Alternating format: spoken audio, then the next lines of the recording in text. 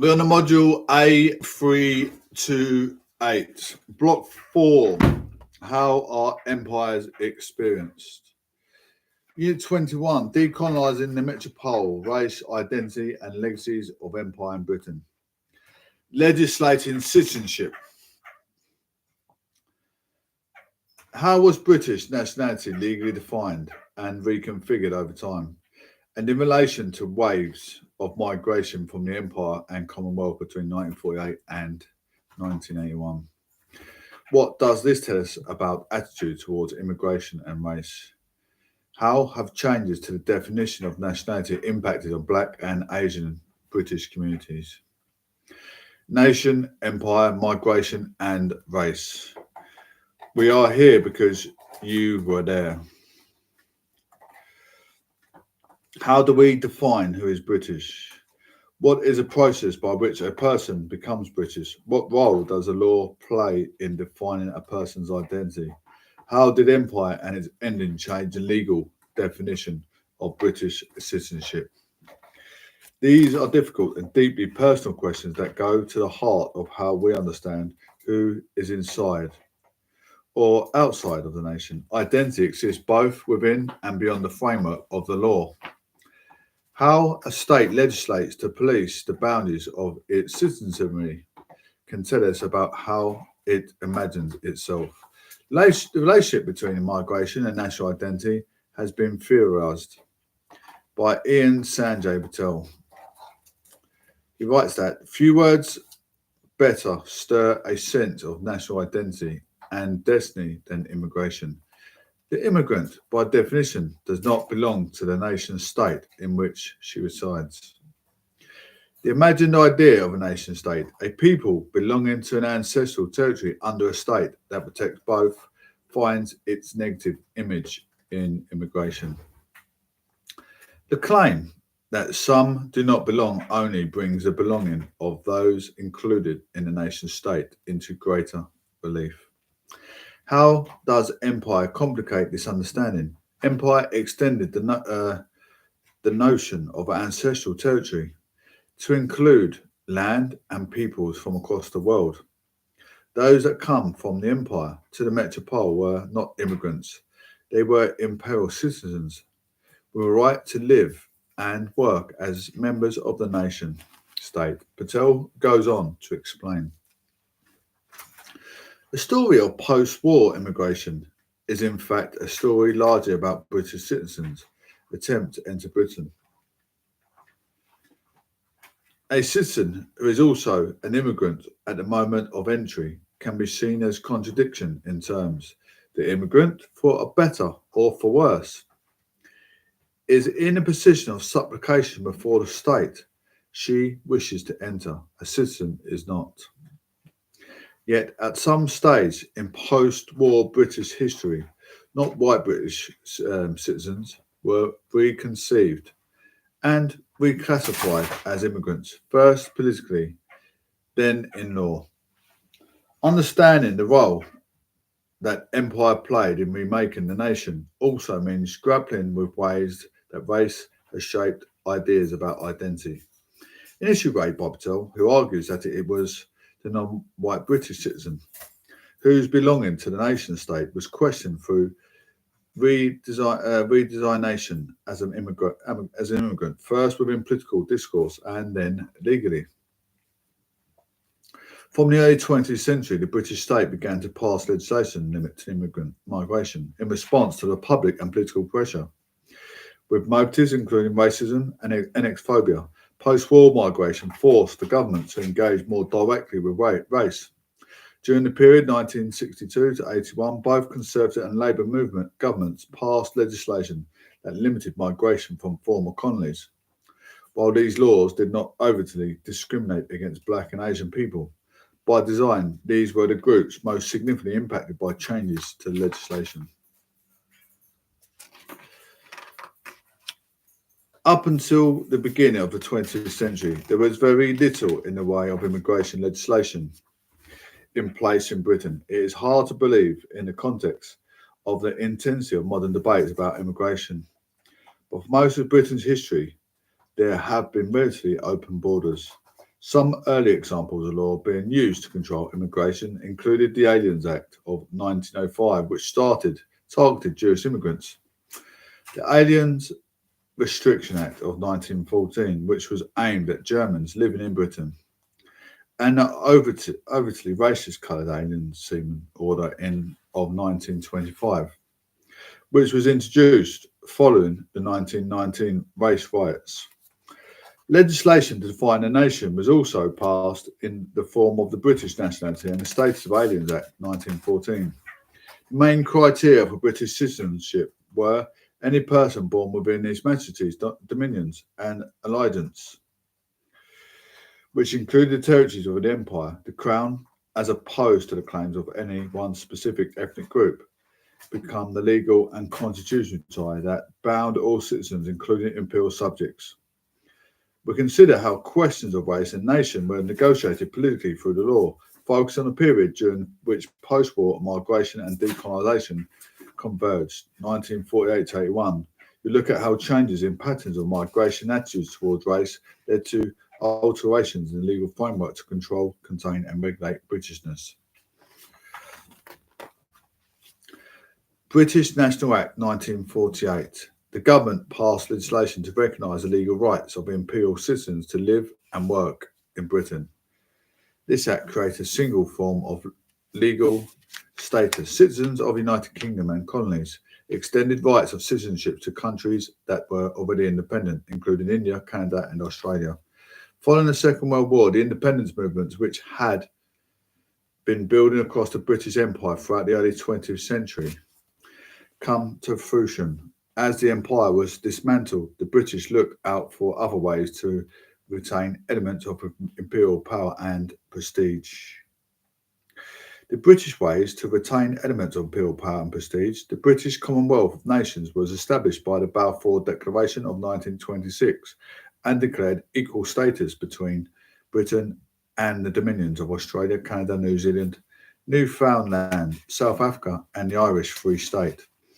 There was a notable racial element to the Union, given the prominence of the white settler colonies among the signatories. Following the independence of India, Pakistan and Sri Lanka between 1947 to 48, the Commonwealth was expanded to become the Commonwealth of Nations.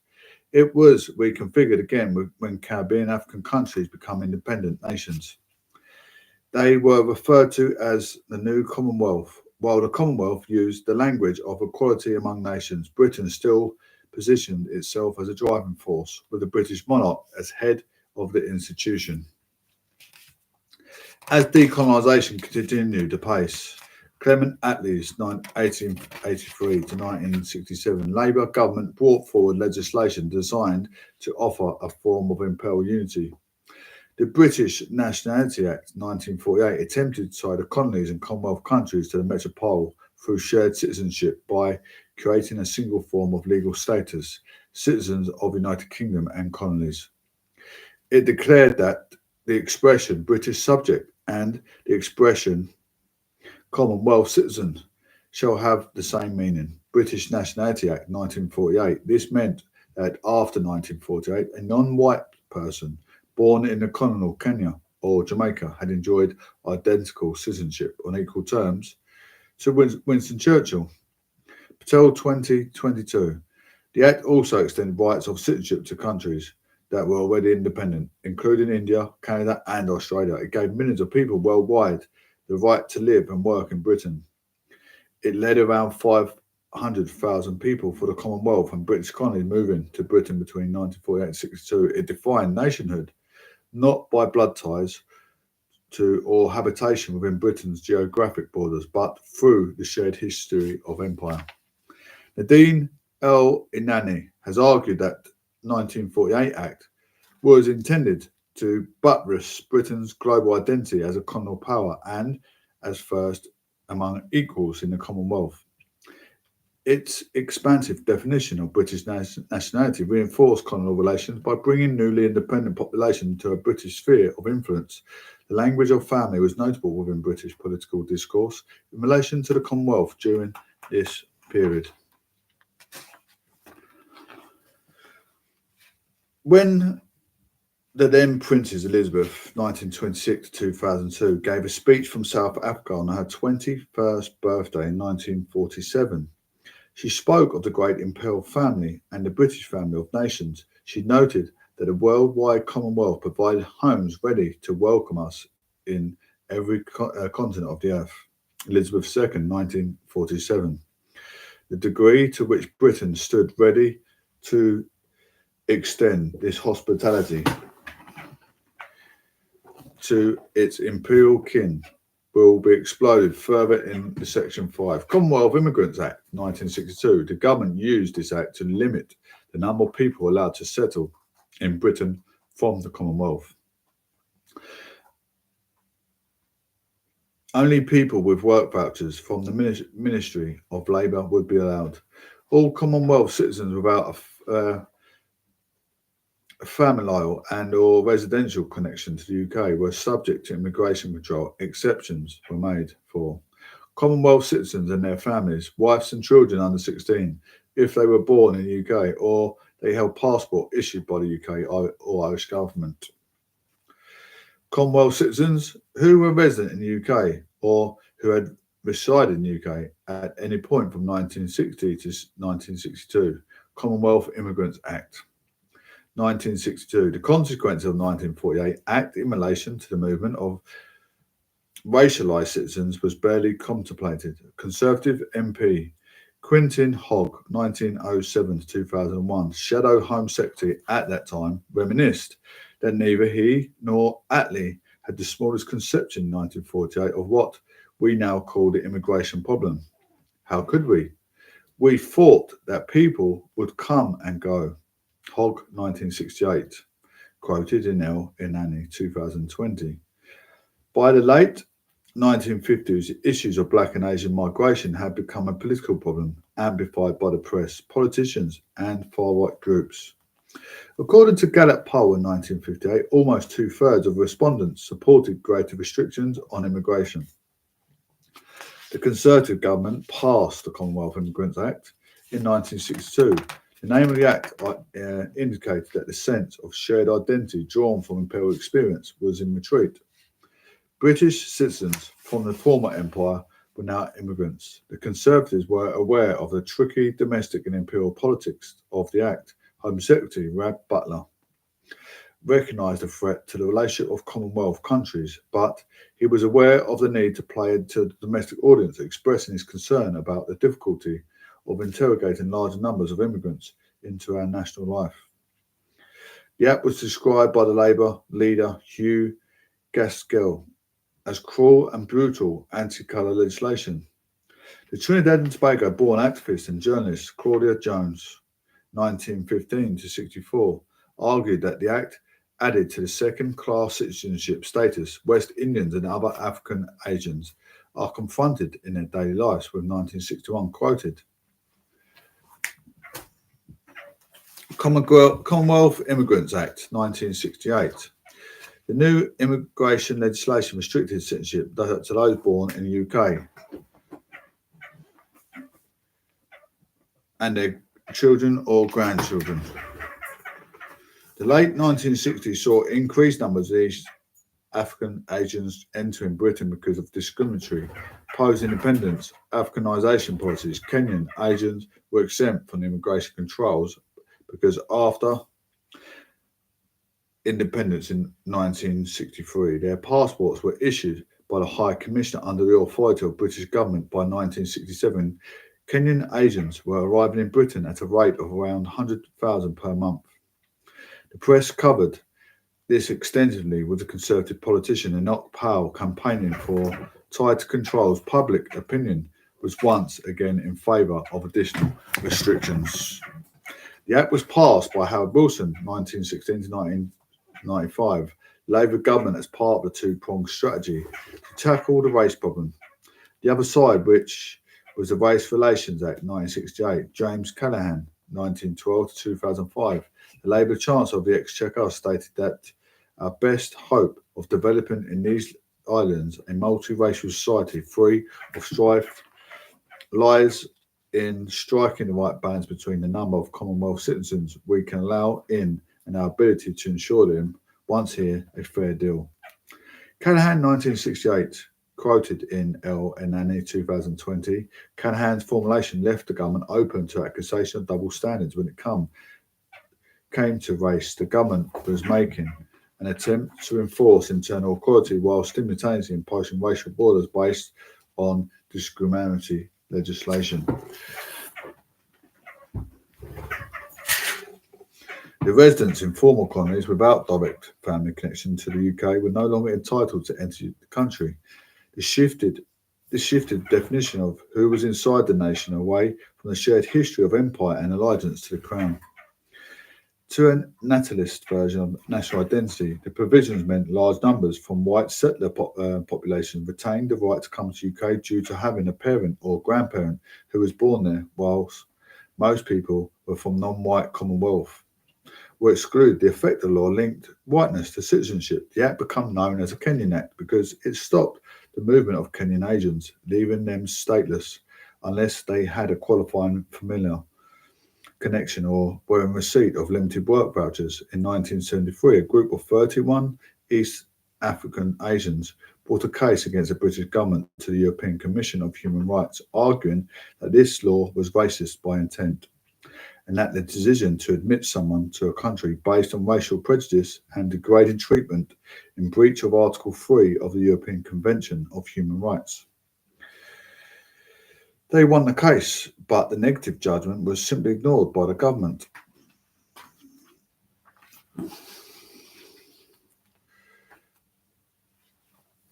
The new immigration legislation set out terms. Immigration Act 1971. The patrials were exempt from immigration controls. Patrials were defined as Commonwealth citizens and citizens of the United Kingdom and colonies who had a close connection to Britain. Someone had a close connection if they had been born, adopted, or naturalised in Britain, or if they were the child or a grandchild of British citizen. Williams 2015, this exemption overwhelmingly benefited white people who were more likely to meet these criteria. Work vouchers replaced work permits and allowed only temporary residents right of abode to enter, live and work in Britain was granted to those already settled in Britain and to those arrived prior to 1973. The burden of proof for having the right to abode fell on the individual, not the state, as the government issued no documents to confirm this status. This was a key factor in the Windrush scandal in 2018. By the 1970s, general election immigration had become a more important political issue. The Conservatives pledged in their manifesto that under them there would be no further large-scale permanent immigration. Manifesto, Conservative Party, 1970.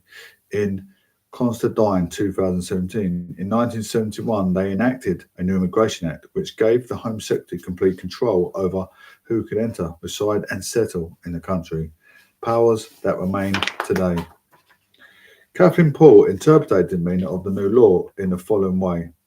The Act legally differentiated between the familial community of Britishness composed of the truly British, those descended from white colonisers, and the political community of Britishness composed of individuals who had become British through conquest of domination. Erika Constantine considered altering the British geopolitical situation. She suggested that Britain's entry into the European Economic Community in 1973 also played a role. Membership of the EEC required the free movement of people. Constantine argued that Commonwealth migration was restricted in anticipation of this. The shift in priorities away from the Commonwealth represented a definitive acceptance of the end of the empire. As Britain turned towards a European future, this marked a change of racial dynamics of mass migration in Britain, as Claudia Jones remarked. The Act demonstrated dispensability in Britain's eyes of both the needs of the traditional market of the newly independent West Indian territories for their primary products and the labour of West Indian and other Afro-Asian Commonwealth citizens. The doors were to close on coloured Commonwealth citizens while wide open to white European workers. Britain's relationship to the Commonwealth was raised in relation to migration, markets, and European Union memberships during the Brexit referendum. British Nationality Act 1981. The new immigration legislation set out these terms. The status of citizenship of the United Kingdom and colonies was abolished. People who had previously held citizenship of the United Kingdom and colonies were sorted into one of these new categories. British citizens with right to abode, British dependent territory citizens with a right to register as British citizens after 5 years residence in Britain, British overseas citizens with no right to enter Britain and who were to be treated as aliens. Automatic right of citizenship for those born in Britain was removed. Such people now had to have at least one parent being a citizen of Britain or independent territory or someone with settled status. In 1981, Margaret Thatcher's 1925 to 2000 Conservative government passed yet another immigration law, the British Nationality Act.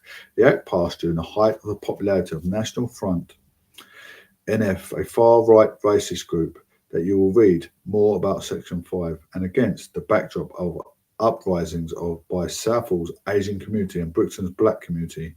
Chikwan Mark argued that the Act formed part of Thatcher's programme of the modernisation, which included renegotiating Britain's imperial and post-imperial responsibilities. David Dixon suggested that this was no mere peripheral modernisation, but rather the formalised expression of a reconstructed national identity, which was a vital and central objective of the Thatcher's programme, racial and ideological politics. Home Secretary William Whitelaw, 1918 to 1999, decreed the Act necessary so that those who held citizenship of the United Kingdom and colonies may not unnaturally be encouraged to believe, despite immigration laws to the contrary, that they have a right of entry to Britain. In a previous paper on immigration, he identified that the need to use the legislation to limit migration from Hong Kong, Singapore, India, and Malaysia, Mark 2020, as the population most affected by the legislation. Hong Kong political elites lobbied to try and shape the details of the Act. Labour Shadow Home Secretary Roy Hattersley, 1932, remarked on the racial inequality of the Act, arguing that it almost invariably works out, or 90% of the time works out, in a way which disadvantages the black community and gives corresponding advantage to the white. Hattersley, 1981. The exclusionary implications have been analysed by L. Enani. Through the 1981 Act, racialised colony and Commonwealth citizens were told that their present or historical connections to the British Empire neither entitled them to Britishness as an identity nor access to Britain as a place. L. Enani, 2020. You can read about a lot of complex legislation which can be hard to take in. Complete the following activity to reflect on how law changed over time. To help you understand what changes occurred over time, go back through the previous section and create a timeline using the dates mentioned in the text. Note down the key changes to the law, which can be found in the bullet pointed list for each act. You might want to look at the main timeline for the module to see what is happening in other places during this period. How might that feed into your changes? The racialised consequences of British citizenship. Changes were made publicly apparent during the Windrush scandal in 2018. The Windrush generation is a term used to describe people who came from the Caribbean to Britain, 1948 and 1973, as we have seen in previous sections. People arriving from the Caribbean during 1948-62 were British subjects. Changes were made to immigration laws over time, but the Windrush generation were entitled to live and work in Britain, provided they met the legal criteria. In 2017, the stories began to emerge of black British citizens of Caribbean heritage being wrongly detained, deported, denied their rights. These stories emerged against a political backdrop in which immigration was an increasingly contentious issue. The far right-wing press and populist right-wing United Kingdom Independence Party UKIP, focused relentlessly on it in previous years. In 2012, the Conservative Home Secretary Theresa May designed to make life unbelievable for undocumented migrants by compelling the NHS, landlords, banks, employers, and others to enforce immigration controls. These institutions and individuals were required to obtain documentary proof of people's immigration status. Those from the Windrush generation who found themselves unable to present official documentation were deemed to be illegal or undocumented migrants. The Immigration Act of 1971 had put the burden of proof of right to abode on the individual, and no proof of residency was issued. In fact, the government destroyed caches of documents such as landing cards which might have proved when people arrived in the country. The government required at least one official document for every year of residency in the country to prove continuous habitation. This presented an unfair and unrealistic bureaucratic barrier for people. Black British and other Commonwealth citizens lost their jobs, bank accounts, access to healthcare, and their homes. Some were taken to deportation centres and kept there for months before being released or removed from the country. Those who were flown to the Caribbean often had no memory of living there, having travelled to Britain as children on their parents' passports. Some had no family connections still alive and were left destitute. Those who were elderly or sick could not work to make a living. The stigma of being deported led to social ostracisation, making it hard to find work and make a new home. There is widespread condemnation of the government when its actions come to light. The issue was debated in Parliament and a Home Office review was set up. Wendy Williams, the only black inspector of the constabulary and fire and rescue service, led the independent inquiry. She published the Windrush Lessons Learned to Review in 2018 and followed with an update. In 2020, her report made recommendations including setting up the Windrush Compensation Scheme. She flagged the lack of knowledge about Britain's history of empire as a serious problem for those responsible for migration policy and practice. She wrote that the Windrush scandal was able to happen because of the public's and officials' poor understanding of Britain's colonial history, the history of inward and outward migration, and the history of Black Britons. The treatment by the state of the black citizenships had a profound effect in their sense of national identity and belonging. Julie Griffin, who was caught up in the scandal, come to England from Barbados in 1963 when she was 8. In the oral history from the British Library, she told interviews that I never felt part of this country anymore. I loved England to the point even I went to America for a couple of weeks to see my sister. I found myself looking on the telly for the news to see the red buses passing because, you miss it. It's home. I don't feel like it now. I don't feel like it's home anymore. I feel as if everyone is looking at me and saying, what are you doing here? And the sad thing about it is I can't go back to Barbados and say home either because they're going to tell me you're a foreigner. Oh, you've come home to defrost, have you? Englishwoman, that's what they call you. It kind of leaves you thinking, well, what now? Where now? There's been a loss, a great loss. That's the only way I can put it. I feel the sense of it very much, very deeply, I feel as if I had something taken away from me that cannot be replaced. On June 2022, the government unveiled the National Windrush Monument. The statue received a mixed response. Chair of the Windrush Commemoration Committee, Baroness Fedora Benjamin, stated that it will act as a symbolic link to our past and permanent reminder of our shared history and heritage for generations to come. But Karen Doyle, the national organiser of Windrush Pressure Group Movement for Justice, argued that a gesture in bronze and still empty or meaningless from a government that championed the hostile environment, bringing destitution, detention, deportation, exile and death to this important generation.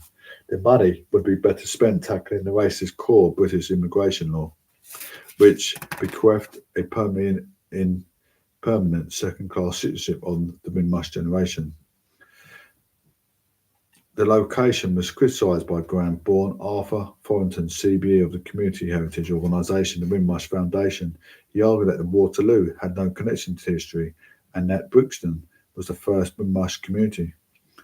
Windrush Square, which is in the centre of Brixton, commemorates and celebrates the contributions of the Windrush passengers, and it is there that the first monument should be installed.